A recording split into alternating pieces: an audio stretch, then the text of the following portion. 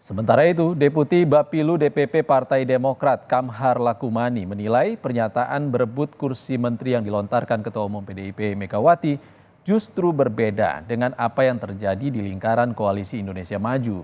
Koalisi Parpol Prabowo Gibran sadar betul urusan menteri jadi hak prerogatif Presiden terpilih untuk menentukan sosok ataupun pos penempatan dalam susunan kabinet mendatang.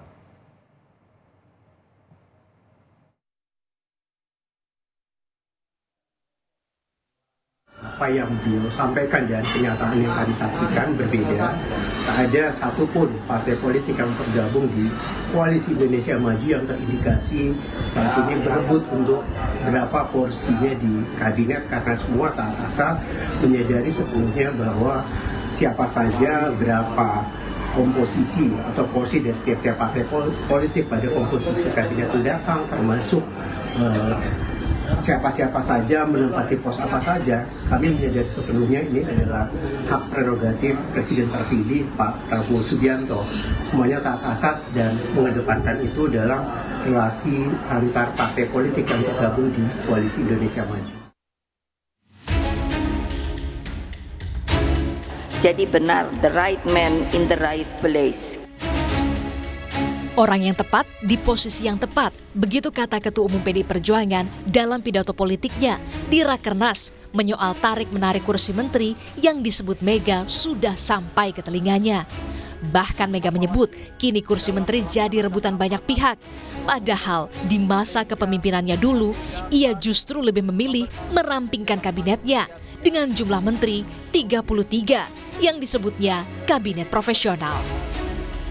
Begitu banyak tarik-menarik kepentingan terjadi, bahkan jabatan menteri pun yang ibu dengar nih sekarang ini sudah mulai pada rebutan deh. Ketika menghadapi krisis multidimensi, saya lebih memilih membentuk kabinet yang ramping dengan jumlah menteri 33, tapi bersifat zaken kabinetnya yang profesional. Sebelumnya, Badan Legislasi DPR sepakat menghapus pembatasan 34 kementerian. Nantinya, jumlah kementerian akan diserahkan kepada Presiden. Ini adalah berdasarkan permintaan kemarin beberapa anggota dan bahannya sudah kita bagikan baik draftnya. Oleh karena itu, saya berharap nanti diskusi kita, karena ini cuma menghapus dan hanya menghilangkan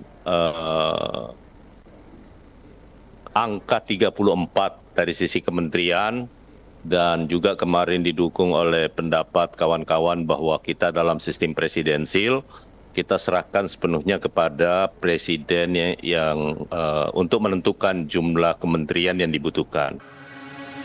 Jika kita melihat jumlah kementerian dari masa ke masa, di masa kepemimpinan Presiden B.J. Habibie ada 39, era Presiden Abdurrahman Wahid atau Gus Dur 37, Megawati Soekarno Putri 33, sementara di era SBY 36, dan di era Joko Widodo 34. Lalu benarkah jumlah kementerian di masa kepemimpinan Prabowo Gibran berdasarkan visi misi agar produktif kepada rakyat, ataukah hanya sekedar politik akomodasi?